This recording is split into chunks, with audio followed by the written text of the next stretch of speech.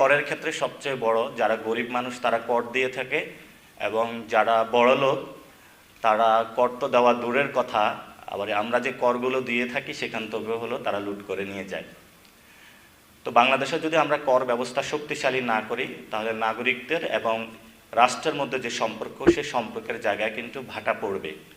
মানুষ যখন দেখবে যে আমি গরিব হওয়ার কারণে কর দিতে হয়, তুমি বড়লোক হওয়ার কারণে কর দিতে হয় না, এই যে সমাজের যে বৈষম্য, সেই বৈষম্য থেকে কিন্তু জনগণ রাষ্ট্রের প্রতি আস্থা হারায়। তখন টিন সার্টিফিকেট থেকে শুরু করে বিভিন্ন জায়গায় মানুষ প্রতিবাদ শুরু করে, আমি হলো ট্যাক্স দিব না, এবং মানুষ তাদেরকে হাইড করার চেষ্টা করে। সুনাগরিক হয়ে ওঠার জন্য কিন্তু রাষ্ট্রের একটি বড় দায়িত্ব রয়েছে। সেই দায়িত্বের জায়গা থেকে যদি রাষ্ট্র এটা দায়িত্ব পালন করতে না পারে, তখন কিন্তু রাষ্ট্র ব্যবস্থা সেটা হলো ধ্বংসের মুখে পতিত হয়। ইন্টারিমের সময় হলো এনবিআর সংস্কার কথা তোলা হয়েছিল। তো এনবিআর হলো দুইটা গ্রুপ হয়ে গিয়েছিল, এবং একটা গ্রুপ হলো এসে বলতেছে ভাই তোমাকে হলো 150 কোটি টাকা দিব, এবং এই এনবিআরের এই পোস্টে হলো আমাকে বসাতে হবে।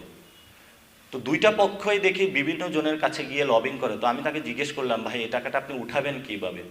বললো এটা তো একটা চুটকির বিষয়, এটা হলো বসলেই চেয়ারে হলে উঠে যাবে। এবং একটু আগে উনি বলেছিলেন এনবিআরের মধ্যে অসাধু কিছু কর্মকর্তা যারা এই ধরনের দুর্নীতিগুলোর সাথে জড়িত। তো আমরা একটা শক্ত স্টেপ নিয়েছিলাম। তারপরে হলো গণতন্ত্রের যারা প্রতিনিয়ত মুখে ফেনা তোলে, তারাও দেখলাম সেই আন্দোলনে অংশীজন হয়েছে। যেই কোনো মূল্যে হলো এনবিআরের সংস্কারকে বাধাগ্রস্ত করার চেষ্টা করেছে, ফলত সেই সংস্কার ব্যবস্থা বাস্তবায়ন করা যায়নি।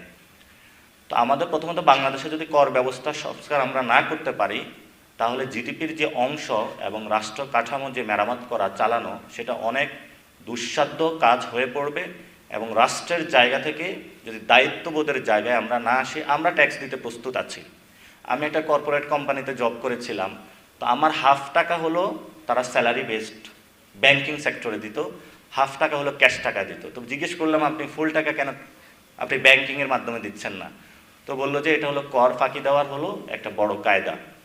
পরবর্তীতে আমরা যে আমাদের ফাইন্যান্সিয়াল যে এক্সপেন্স শিটগুলা মেনটেন করতাম, লাইক দ্য 2024-এর এক্সপেন্স শিটটা, অথবা আমরা সেই ডেবিট ক্রেডিটের যত আমাদের সব কিছু আছে, এটা দেখা গেছে 2014-এ থাকতো। তো একদিন হলো আমি অফিসে বসে ল্যাপটপে কাজ করতেছিলাম। তো একটা দুপুরের বিরতির পরে দেখি হলো ল্যাপটপ নিয়ে সবাই অফিস থেকে হলো দৌড়ায় অন্য জায়গায় চলে যাইতেছে, একটা বড় বাংলাদেশের কোম্পানি। তো পরে খুঁজে পাইলাম যে হলো এটাতে এনবিআরের লোক এবং অন্যান্য যারা ট্যাক্স অফিসার তারা আসতেছে, এই জন্য ল্যাপটপের মধ্যে সব ডাটা, এই জন্য হলো দৌড়ে চলে যাচ্ছে। আর একটু পরবর্তীতে খোঁজ নিয়ে দেখলাম যে ওই অফিসের বড় বড় যারা কর্মকর্তা কর্মচারী, এনবিআর হলো তাদের প্রতিদিন একটা বড় ধরনের যাতায়াত আছে, সে যাতায়াতের মধ্য দিয়ে এই ট্যাক্স ফাঁকিগুলো তারা দিয়ে থাকে। সেই জন্য আমরা যে আলোচনা আজকে এখানে আয়োজন করেছি, এটা দীর্ঘদিন কথা চলছে, ভবিষ্যতেও যাতে আমরা কর ব্যবস্থা সংস্কার করতে পারি এবং জনগণের মধ্যে উৎসাহ অংশগ্রহণমূলক কর ব্যবস্থা আমরা আয়োজন করতে পারি।